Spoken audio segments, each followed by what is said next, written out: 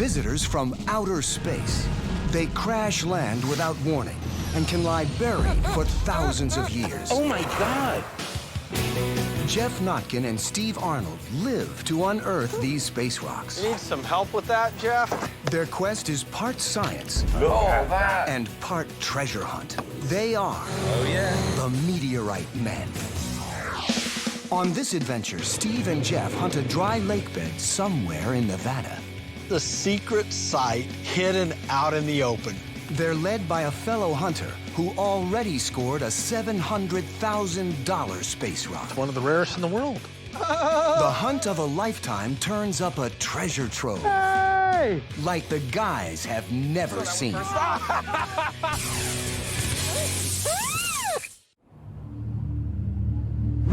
Boy, you have to be looking for this place. We have a very good map that shows, well, I was going to say it shows everything, but there isn't really anything out here. Steve Arnold and Geoff Notkin are on their way to hunt for meteorites at a most unusual location. Isn't Area 51 somewhere Yeah, around we're here? pretty close to Area 51. Ooh. Their destination is in a remote part of eastern Nevada, a 7-hour drive from Las Vegas. Where they're headed is not marked on any map. It's just a set of coordinates known only to a fellow meteorite hunter. The secret location is a dry lake bed that could be ripe with meteorites ready for picking. The fragments that we're looking for are primarily on the surface, and the logic of hunting these lake beds is they're vast open areas, and any stone that we see in this expanse is worth checking out because it might have fallen out of the sky. In 1 year, about 17 meteorites might hit an area the size of Nevada. Most are small. A couple could be the size of a fist. But every 2 or 3 years, a meteorite weighing more than 20 pounds crashes through the atmosphere. Steve and Geoff are hoping they can find one of these big space rocks out on the dry lake bed. We're out here to find as many as we can and as big of ones as we can. The guys know how to find big meteorites. They teamed up to hunt more than a decade ago. Geoff is a science writer with a passion for space rocks. Steve's an expert in tracking fireballs that have just hit Earth. Today, they're sharing information with another meteorite hunter and his trusty companion. The meteorite fragments that hopefully are to be found on this lake bed are from a new meteorite. It's a new discovery. It was discovered by our friend Sonny Clary. Sonny Clary hunts meteorites with his buddy, Brix, a German shepherd who digs meteorites too. Sonny Clary is one of my best friends. He's a phenomenal meteorite hunter. He's an EMT and a fireman in Las Vegas, which also gives him a lot of free time. And his unusual schedule gives him lots of time for meteorite hunting. And Sonny is a dry lake bed specialist. This country is desolate, dry, and remote. It's no place to be going solo if you get into trouble. But Sonny is a low-tech hunter. He's scoured hundreds of miles on foot. I've always spent my time outdoors, hiking, walking, backpacking. From there, it went crazy. Not too many people have what it takes to go out and spend 8 to 10 hours a day in the field and find nothing. The heat, 120-degree weather or freezing weather. So I'm out there by myself, and this may go on for months. Sonny's the first to find meteorites on this dry lake bed. To protect its scientific value, he's keeping the location top secret. But he's agreed to let Geoff and Steve in on his find. A couple of years ago, Sonny made an amazing discovery on this lake bed, and he told us about this discovery and invited us to come up and work with him at the site, which is secret. Nobody apart from Sonny and ourselves even know about it, let alone where it is. Let's go. Let's go. Yeah, Brix. Come on, buddy. This is a secret site hidden out in the open. It would take us years to find a spot like this, and it's just amazing. It's hidden in plain sight. A few thousand years ago, This part of what's now Nevada was deep underwater, a place called the Great Basin. It must have been a spectacular place thousands of years ago. The hunt starts at location number 1, on the edge of what was once a massive lake. It's now barren and as flat as a tabletop. Meteorites that fall here should stand out like a cue ball on a pool table. The area in which we're hunting is just a small portion of the entire lake bed. When I say small, it's still 3 miles wide and 10 or 12 miles long or something like that. It's huge. It looked to me roughly the size of the island of Manhattan, which would be quite a big area to search. The target rocks will be attracted to the magnets on their walking sticks. These particular meteorites we're looking for are stone chondrites. They have a little bit of metal in them, and so they have a little bit of rust. We're looking for fragments. Unlike a freshly fallen meteorite that would be burnt and black, these have rusted and have weathered.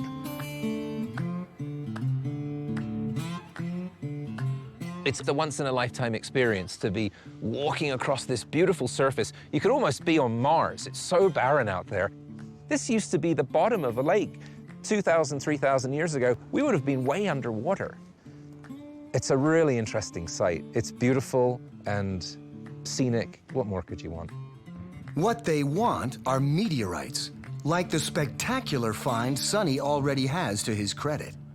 Meteorites are rare, collectible meteorites are super rare, and then there's the meteorite that Sonny found. It was like nothing ever found before. It was by pure luck. Just happened to be walking and found this black rock. In 2004, Sonny found a carbonaceous chondrite, a meteorite rich in carbon instead of stone or iron. The meteorite that Sonny found, this carbonaceous chondrite, is so exceptionally rare. It's not just from a collectible standpoint, oh, I have something that no one else has. It has answers in it. The term gets thrown around, the God rock. Was there one meteorite? Was there one body that started the dominoes going? Was a meteorite, or were many meteorites the progenitors of life on the planet? It's possible. It's an interesting theory. That's actually one of the most fascinating questions, of course. How did life begin on the planet? At Arizona State University, Dr. Meenakshi Wadhwa studies these visitors from space. The big question is, did carbonaceous chondrites carry the building blocks of life from outer space to Earth? The key there is understanding how organic compounds started to synthesize to form more complex compounds. And so we believe that some of the organic materials that may have been the precursors of life may actually have been delivered to the Earth in meteorites. Sonny found this rarity at another undisclosed site in Nevada. It's one of only 14 of this type ever found, and just the second to be discovered outside of Antarctica. There you go, Geoff. Oh, wow. Look at that. Like most other meteorites, carbonaceous chondrites come from the asteroid belt and are more than 4.5 billion years old. But they're unusual because they don't contain iron and thus don't pass the magnet test. It defies everything you look for in a meteorite. Usually, put a magnet to them to see if they're magnetic, and with this, it was nothing. I've had it appraised, and they were saying between $600 to $1,000 wholesale Per gram. per gram. Total grams? 699 grams. This single meteorite is worth at least $700,000. One of the rarest finds in history right here. Oh, it's one of the rarest in the world. What a find. No kidding. Find of a lifetime. You bet. Hungry to find their own meteorites, the guys get started at location number 1, not far from where Sonny has found stone meteorites in the past. The original find was made right over here about 50 feet. Oh, wow. The smaller piece. This is the perfect place to spot space rocks. The dry lake bed presents a tabletop for meteorites to fall on. But an hour into the hunt, no luck. Right color, no stick. Out in the sun, spotting space rocks is not as easy as the guys thought. It's kind of tough. There's multiple colored rocks out here, all about the same size. And I'm trying to look for the brown, orange, burnt rust color. It's one of those things you gotta spot, just the one right one out of maybe 50 or 100 wrongs all around. It's a little challenge, it's worth it. Sonny goes without even running with a magnet stick. He just can spot them. What I'm looking for is that out-of-place rock that may be fractured. You're looking for the unique shape. You're looking for that rusty color rock. Oh, no, wait a minute. Sonny, Yeah. do some of these rocks stick that are not meteorites? Yes. Just doesn't have the look, but it sticks.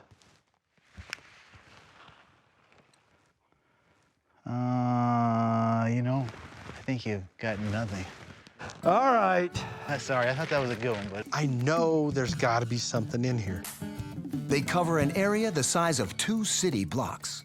Nope. Nope. Darn it. You almost have to be right on top of them to see them. Huh. And we thought the sunshine was going to make this a nice, easy hunting day. Then, Steve breaks the dry spell. Oh, got one!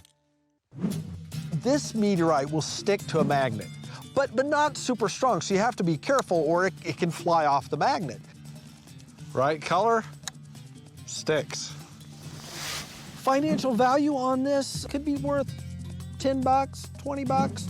Find number 1 is a tiny fragment, but that's enough to get Geoff's competitive juices flowing. Steve found the first one, and I go, damn, he's already got one. I better go get one quick. Geoff strains to spot his first. I don't see anything around here. There's one, right there. Woo! Steve! Notice how the color is a reddish black compared to the ground. It's just slightly different in color from the other terrestrial stones around it. But it's a tiny difference in the sun. It's so difficult to see. Sweet. Geoff's first find is quickly followed by another. I can see one right there. And another. We just kept finding them. Yay! Each small piece worth $10 or $20. I was quite stunned by the whole thing, really. Whatever the meteorite fragments lack in size, they make up for in numbers. The guys have never seen anything like it. Got a twofer. One swipe, 2 meteorites. Oh, there's one. It was literally a cosmic Easter egg hunt. There were just hundreds. Oh, here's one. Sonny's not shocked by the success. Over the last few years, he's done quite well in this area. He's probably sitting on $5,000, $6,000, $10,000 worth of rock. I was tempted to say it was like shooting fish in a barrel, but I just hate to use a cliche, so I won't say that. But I will. It was like shooting fish in a barrel. Cha-ching! Yep. Cha-ching! There's a nice little cluster. These 7 or 8 pieces were within about 10 feet. That's pretty cool. There have been so many times in my life where we go on a big expedition and we hunt for a week and we find one meteorite and go, look, we found a real meteorite. And I had a pocket full after about an hour. So that's not too bad. That's about an hour's work.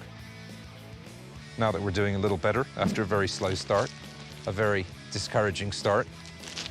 It's pretty much as close to meteorite heaven as you can get. It's absolutely great. But every find comes wrapped in mystery. How can so many meteorites survive in such a severe environment? Sweet. Arid environments in general, which can be any kind of desert environment, a hot desert like the Sahara, or a cold desert like Antarctica, or places like dry lake beds. Arid environments in general are very good for finding meteorites because they preserve the meteorites. If you minimize the amount of moisture that interacts with these rocks, you can actually preserve their original composition better. And so dry environments in general are very much better for meteorites. Yay. One mystery is solved, but another remains. Okay, here's a good one. There's a bit of a mystery about this meteorite, and we hope that our work out here on the lake bed might help us solve that. We don't know if the distribution of fragments on the lake bed was caused when the meteorite broke up in the atmosphere and scattered pieces across the lake bed, or if it was one or two large pieces that crashed into the lake bed and terrestrial effects caused those larger masses to then break up into many pieces. To answer that question scientifically, Geoff would normally mark all the finds and map out a strewn field. The definition of a strewn field is a zone where numerous pieces from the same meteorite are recovered. A meteorite breaks up in the atmosphere, inertia will carry the big pieces further. So the strewn field will have small pieces at one end and bigger pieces at the other, in general. I would estimate there'd be a 200 to 300 pound mass still buried out here. But the true trick is locating it. I really miss the rockhound. Oh, yeah. It can almost go without steering, so we could just set it and Geoff could look off one side, I could look off the other. This would be absolutely the perfect place to use it. It travels at 15 miles an hour, which is just a really good pace. It has excellent visibility. You can stop it anywhere, jump in, get back out easily. It would be perfect. But this is Bureau of Land Management jurisdiction, and it's a very fragile environment. They have rules and regulations. Vehicles are one of the things that have to stay off of here. Yeah, we want to find meteorites, but we don't want to destroy the environment while doing it. So we're doing it the old-fashioned way and hoofing it. It's late in the day. The guys have to fight the sun to spot the meteorite fragments. This sun is killer. Shadows are getting longer.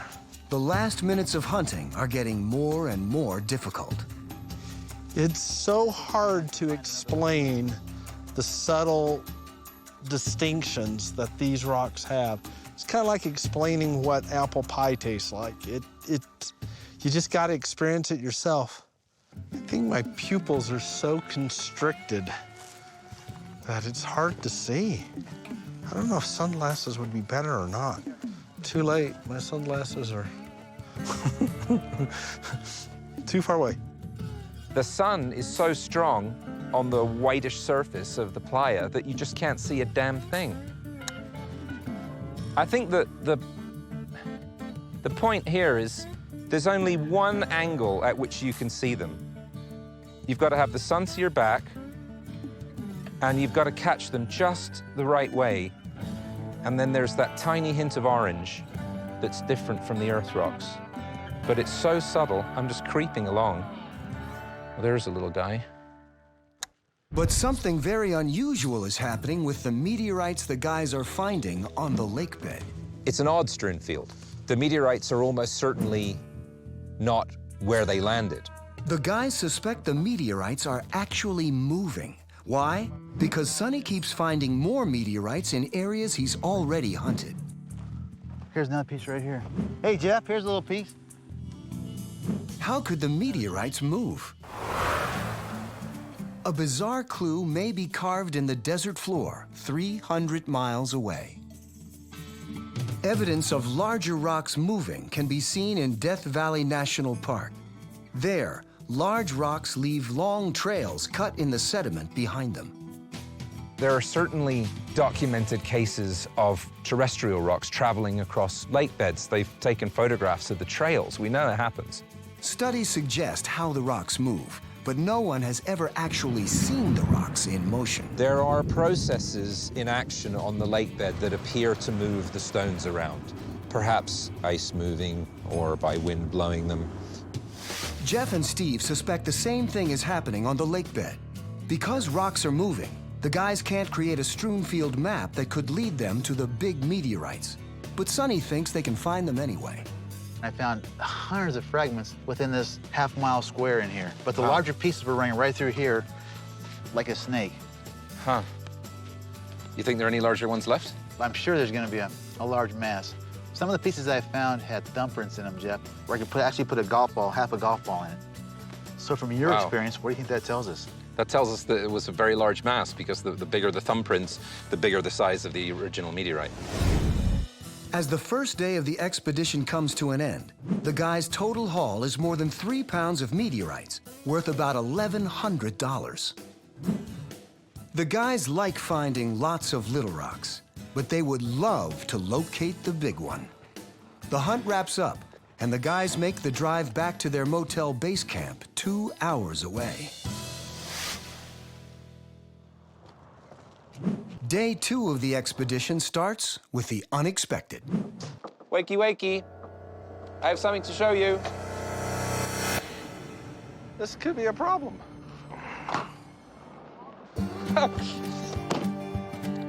Oh, my side's done.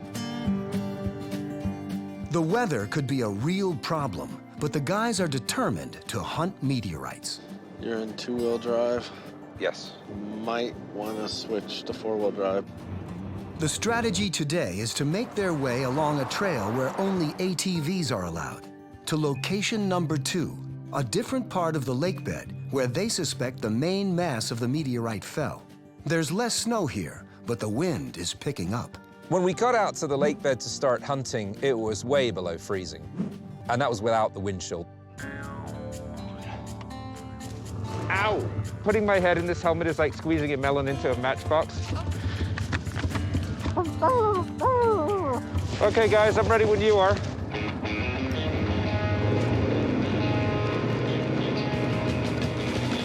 We drove from town to the dirt road, and then we took the ATVs from the dirt road down to the very edge of the lake bed.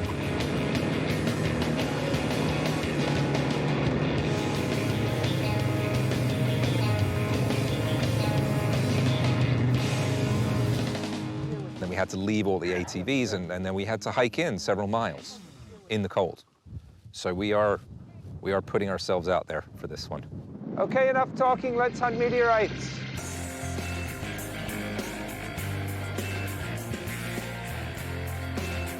Within the first 15 minutes, Hey! Steve gets a hit. Hey! Oh! Cool! Check it out, it's got crust on it, I think. It's rusty looking, and it's a meteorite. Just what Sonny said we should be looking for. Oh, yeah.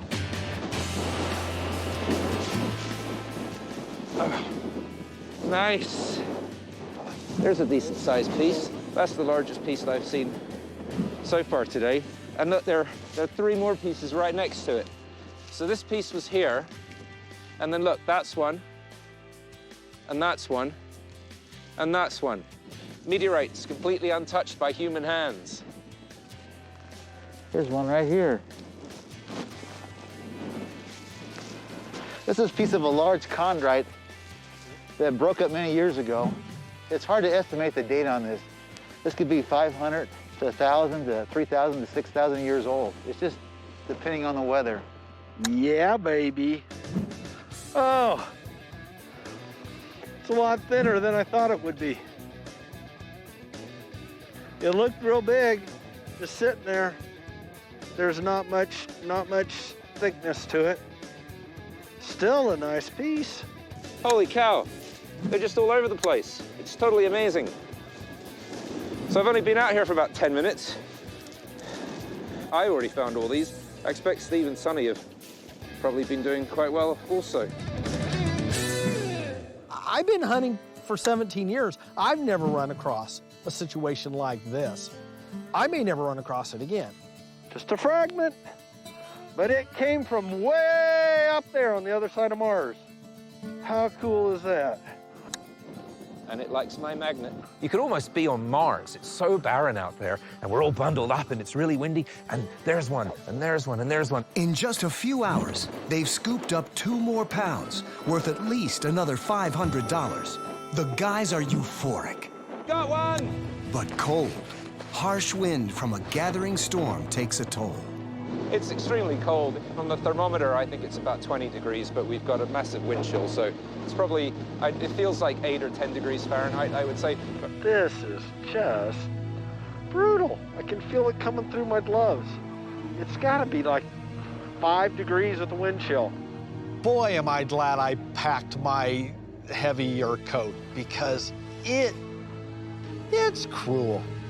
The mountains around the lake bed form a wind tunnel, and gusts soon top 35 miles per hour. There's no place to hide. We got to witness the wind on the lake bed effect firsthand.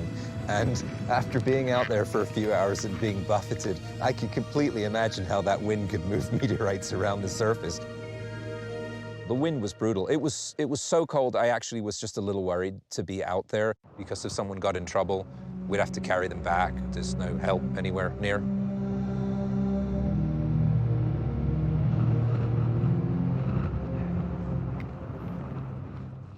There's a threat of bad weather coming in, so we're under a time limit here. And it's a ways out, and this isn't one of these expeditions where we can camp in a tent. We'd freeze.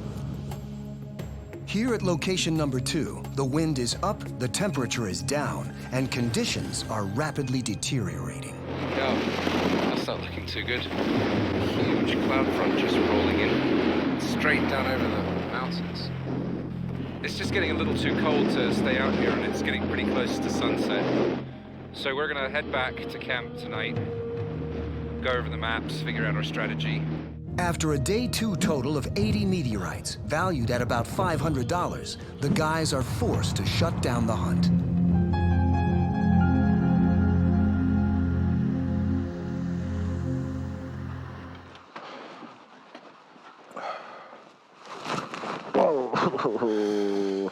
Well, at least we found some. But man, that was cold. The guys think there's a big rock that's related to the small fragments they've been finding. They're eager to look for it out in the middle of the lake bed, but the weather has to cooperate. Supposed to warm up tomorrow. Let's give it another try. Yeah, I've heard that before.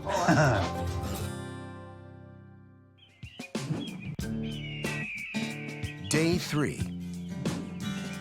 The storm passes, the sun returns, and the hunt is on. This is what I was worried about. I mean, if this happened out there on the lake bed, we'd be cooked. Actually, we'd be frozen, not cooked. If it's not one thing, it's another. Valuable hunting time has to be spent on repairs. Y'all are good to go. All right, we're gonna have to drive at 110 miles an hour to make up for that lost time. Oh, well. The guys still have another 2-hour drive before meeting up with Sonny to get the meteorite hunting show back on the road. Now, this would have been a pretty good-sized lake. Enormous. Can you imagine living out here 5,000 years ago, tooling around on your motorboat? Yeah, I don't think they have motorboats then, Steve. No. I think I remember seeing an episode of the Flintstones when they were on a boat. I hate to burst your bubble, but the Flintstones was actually a made-up story. Really? I mean, it was based on a true story, but... Oh. Okay.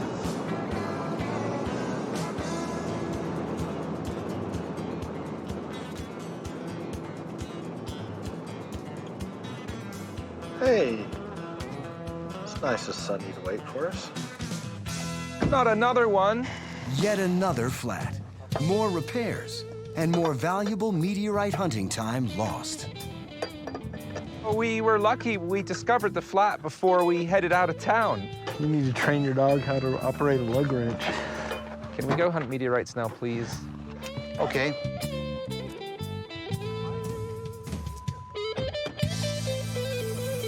We're rolling.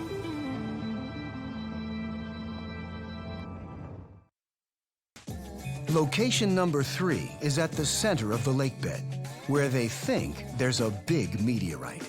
The 3 split up to cover more ground. Oh, there's a nice one.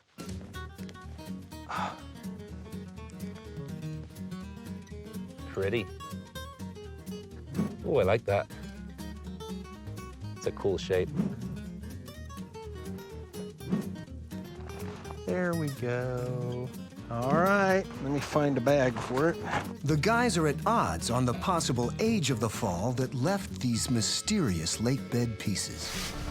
I would guess that this meteorite is probably a couple thousand years old. But Geoff thinks the fall is much younger. I would estimate this dry lake bed meteorite's been on the ground for 200 or 300, maybe 400 years.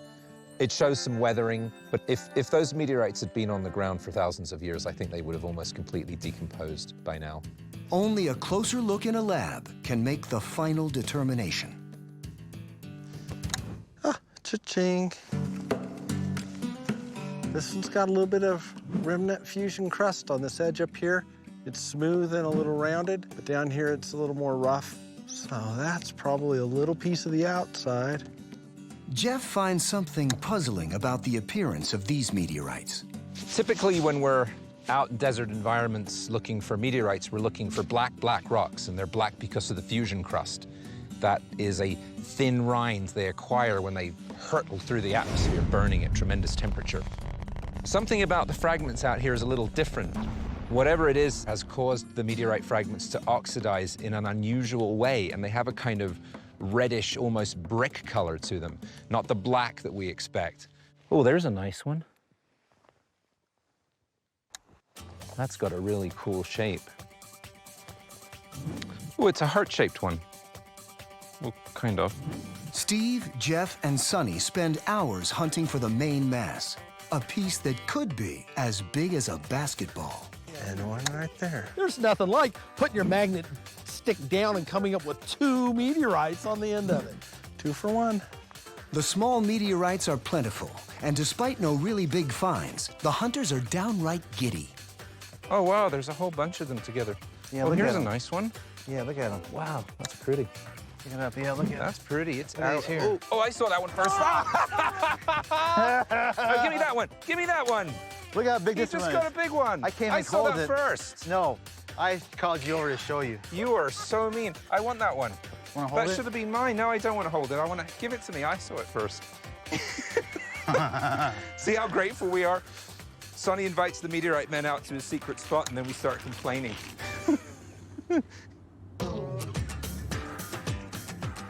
On the way back to the trucks, the trio discovers something with some real size and weight.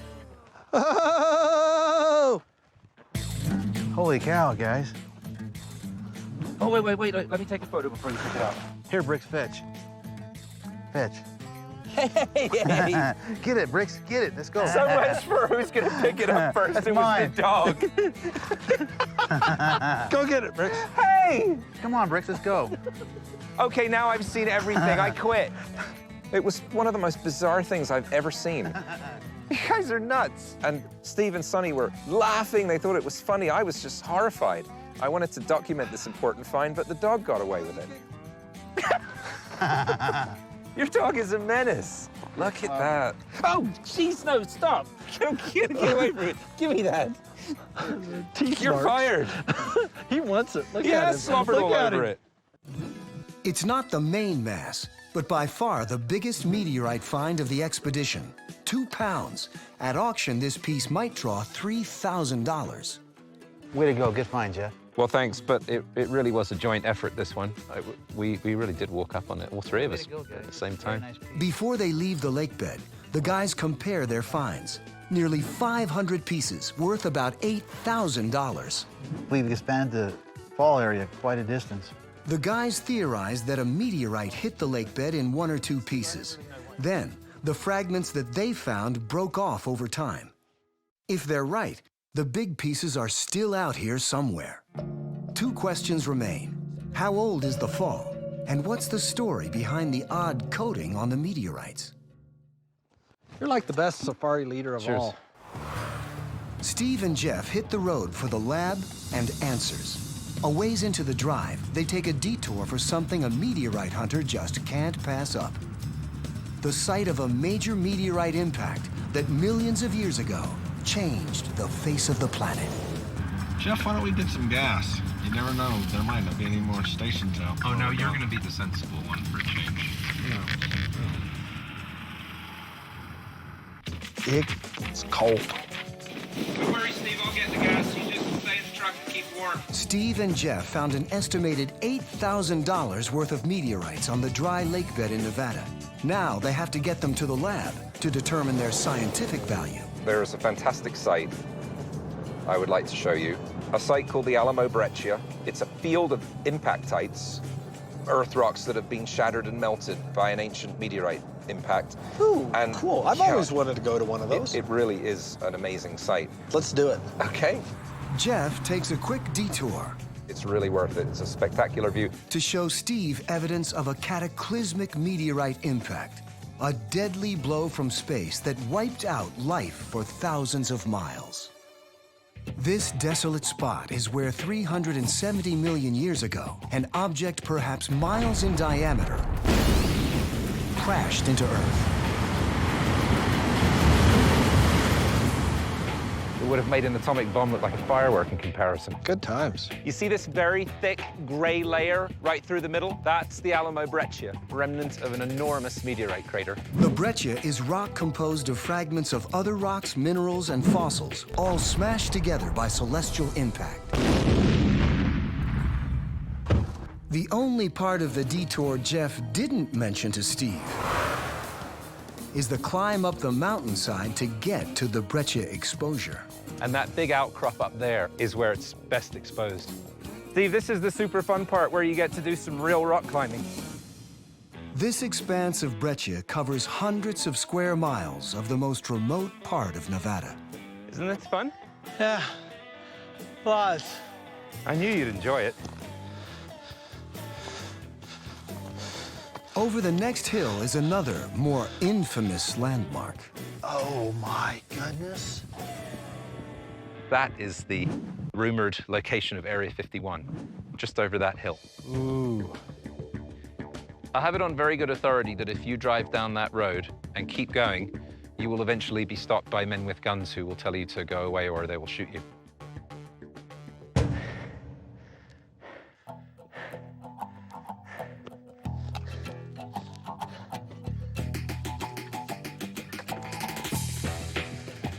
Whew. How's that for a climb? This is it. We're standing on the Alamo Breccia. This is the footprint of a gigantic meteorite impact. There are no meteorites left here, but look what they've left behind, this beautiful multicolored rock. And all these different colored elements in here, white, black, gray, are fragments of different rock layers that were broken up by the meteorite impact and then fell back down, were further mixed and distributed by tidal waves that followed the event because the meteorite plunged into water, went right through the water and into a coral reef. Man, what if there was another asteroid out there? If a meteorite impact on this scale was to happen today, probably millions of people would die. Scientists know these cataclysmic events happened with greater frequency millions of years ago, and they can happen again. Meteorite impacts on the Earth's surface are a fact of our existence. There has been a huge decline in the number of impacts that have been happening on our planet, but they're still happening. And in fact, the probability of an object the size that killed the dinosaurs, that happening again is something like once every 100 million years. And so that will happen again. An event like that will happen again. Here's some cool ones, too. Steve and Geoff are always on the hunt, this time for the perfect breccia specimen. Oh, that's really nice. And there's money in these rocks. Is that nuts? Yep. The guys collect samples and head back to the truck. I just brought a small one. Geoff will be the one paying for overweight baggage.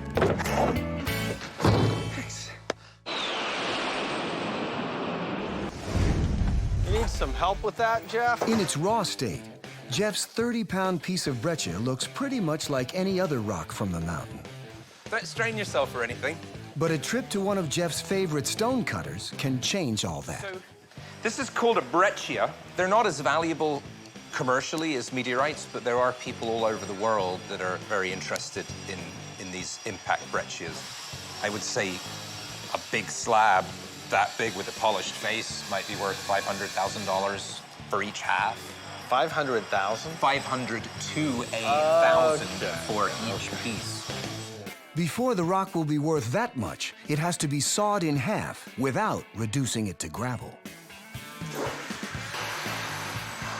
I just noticed there's a big fracture on that face that I didn't actually see before, so I hope the whole thing doesn't fall apart. He's nervous.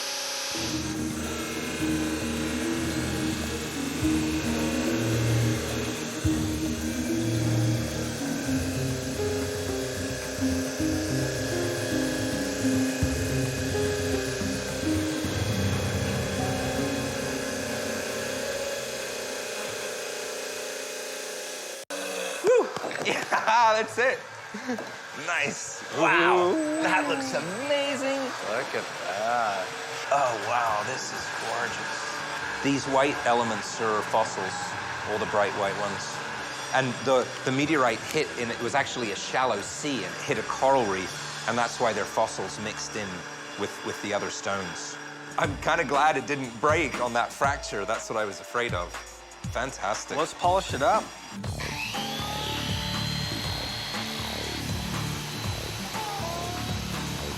Once the breccia is polished, the mix of rock, coral, and fossils is clearly visible.